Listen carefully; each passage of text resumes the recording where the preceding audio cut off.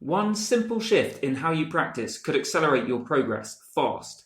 I've helped thousands of musicians to get past blocks and make massive progress, and this might be the single method I have relied on most to deliver those results. Now, the biggest problem that I see musicians have when they practice is that they're not focused enough on what really needs work.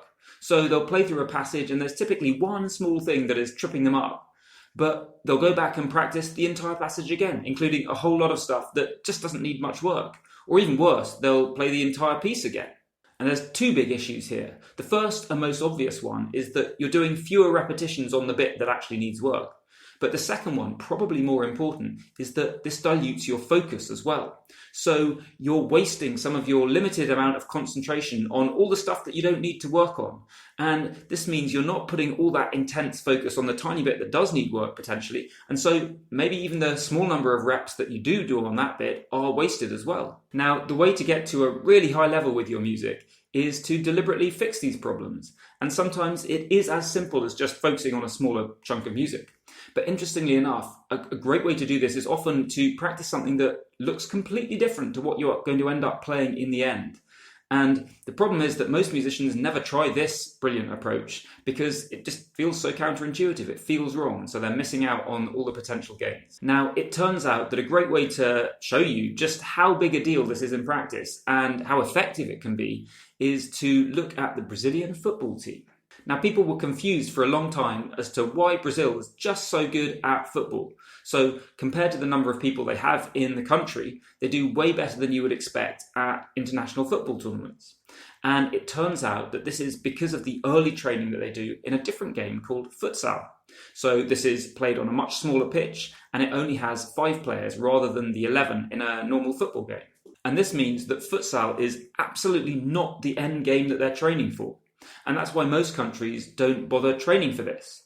But it turns out that what it does is it gives you some incredibly useful skill building abilities that are really going to help later on. So, for example, the small space means that people get to touch the ball much more often. And I think one study showed that people playing futsal tend to touch the ball 6 times more often as when they're actually playing the normal game of football. So how do you know, though, whether it's this focus on futsal that's really making the difference? Well, there's a British coach who tried it out and brought it back to the UK and got his kids training futsal, and it made a massive difference. And not only does his teams do really well, but some of the players he trained went on to play for the British national team. So it really does seem to be this different training method that is making the difference. Now, we'll see exactly how to apply this to your own music practice in just a second.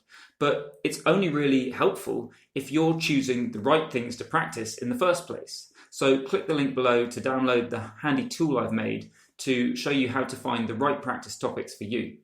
So what's actually going on here and why does it work so well? And it's all about bringing in restrictions, especially ones that force you to do things much more frequently than you otherwise would. And this is massively accelerating your skill development so you get the skills that you want faster. And there are 3 specific things that these restrictions want to do that are really useful for you.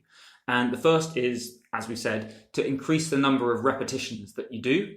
The second one is to increase the intensity of the repetitions that you do. So you're under more pressure, you're under more stress, and it makes those repetitions, you're developing the skill in a more robust way.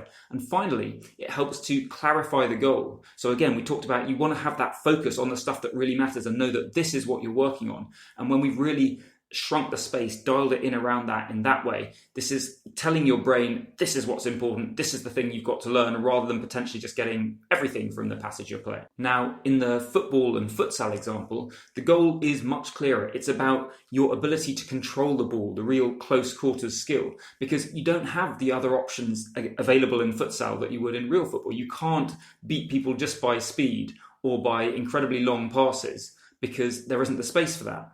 And then the number of repetitions goes up simply because fewer players mean you get to touch the ball more often, and the smaller space means you get more chances. And then the intensity goes up as well, because in the smaller space, everyone else is much closer to you. So when the ball comes your way, you've got much less time to do the control and the skills that you need. So you're forced to do them really quickly and under pressure.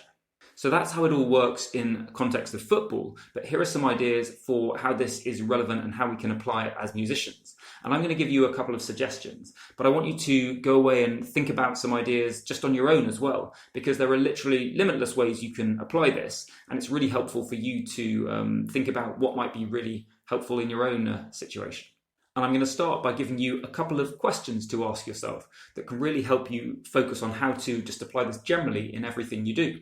And the first question is to say, what is the minimum space that I need to cover the key ingredients here?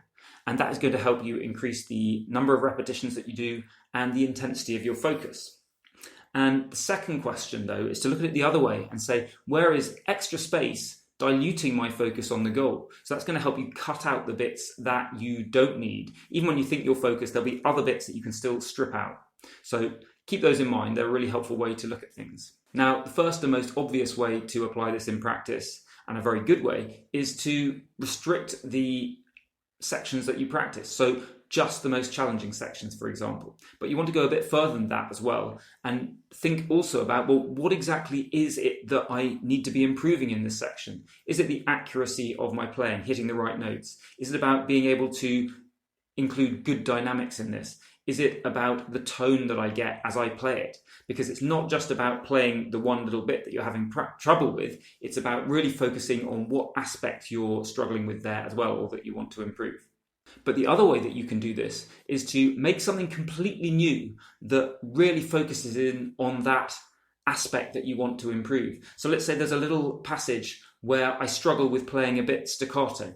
I might, rather than just play that over and over again, I might take a longer piece or a longer passage and make every single note staccato. So really just apply an articulation there way more than I normally would. Or I'm struggling with the dynamics. I'm trying to do a little bit of crescendo in this thing and I'm not doing it very well. Again, I might take some completely different piece that normally I wouldn't put those dynamics in, but I'd see, can I apply that dynamic thing, crescendo, the gradual crescendo or whatever, to everything that I play, to huge amounts. So I'm taking the one bit that I want out of this specific material and applying it to loads of other material. And that can be a great way to really develop a very robust ability of doing this skill, because you're applying it to so many different situations.